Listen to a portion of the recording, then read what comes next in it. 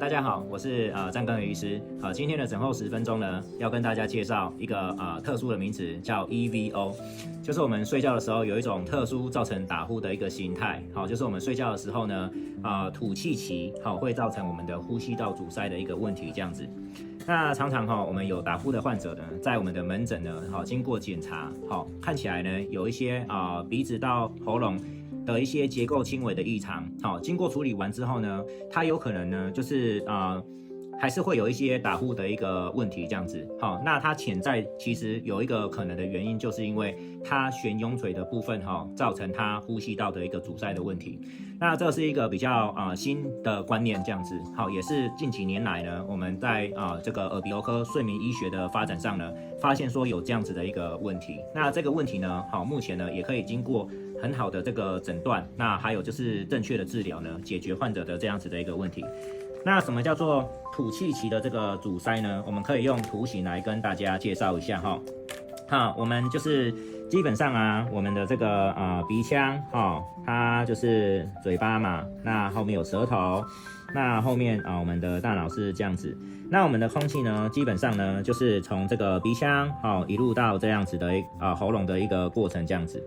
那有一些患者他就是悬雍垂的这个地方呢特别的有问题。什么问题呢？有一些人是单纯的肥厚，那或者是呢他就是年纪大了造成悬雍垂的松弛这样子。那这样子的问题呢，有可能会造成一个问题，就是说在睡觉的时候呢，我们鼻腔其实没有什么明显的阻塞，吸气吸了进来，可是呢我们在吐气的时候呢会被这个悬雍垂给挡住，那造成我们还是会张口呼吸，造成了一个呼吸道的一个在排出气体的时候的阻塞。那这个过程呢也会造成打呼的一个产生这样子。那我们可以来看一下说我们的嘴巴呢，这是病人的右边，病人的左边，他跟你面对面，下面是舌头嘛。那我们通常平常这个叫做悬雍垂的一个部分，那有一些患者呢，他是肥厚的问题，就是说他可能这个地方特别的垂，然后造成他睡觉的时候呢，这样子的一个悬雍垂呢会往后塌陷，去阻碍到他的呼吸道。那有一些患者是他没有很明显的肥厚，但是呢，它这个软腭呢变得比较松弛，那比较松弛的话呢，也有可能会造成睡觉的时候往后塌陷，造成这样子呼吸道的一个阻塞。所以说呢，假设我们再画一个图来表示说这样子的一个概念。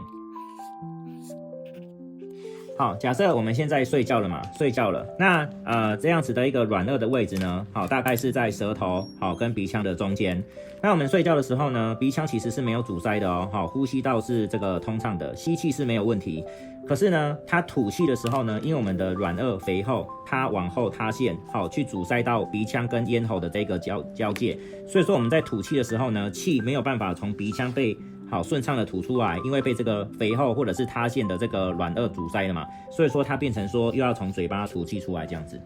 那所以说有一些患者呢，医生会就是建议患者就是可以晚上打呼嘛，他可以就是带一个就是止鼾贴。止鼾贴就是说我们呢就是有一些病患他习惯张口呼吸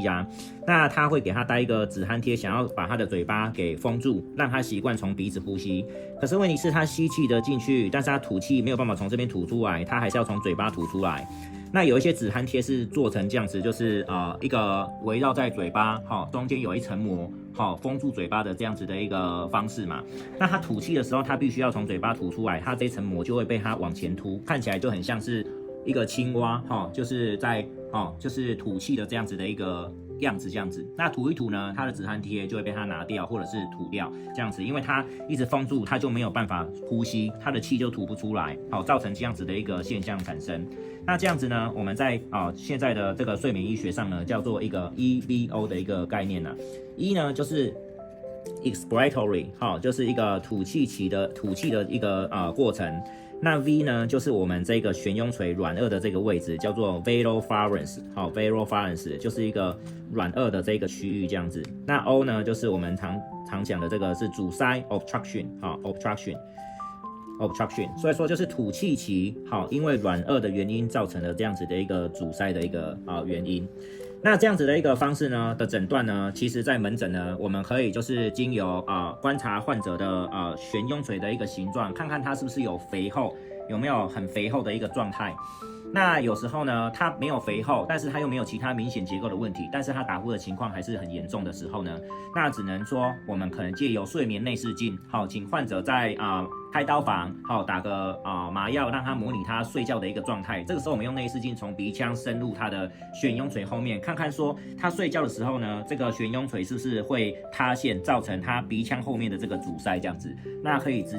就是直接观察到说他是不是有一个 EVO 的一个情况这样子。那这样子借由门诊的直接观察，还有就是睡眠内视镜的检查呢，可以就是诊断这样子 EVO 的这样子的一个问题存在。那它的相关治疗呢，当然就是我们必须要可能是肥厚嘛，或者是松弛嘛。那它可以借由手术的治疗呢，来让它肥厚的地方呢，让它形成比较没有肥厚的一个状态，甚至它塌陷的一个状态呢，我们可以做拉提的方式呢，让它恢复正常的一个形态，减少它打呼的一个症状的发生，这样子。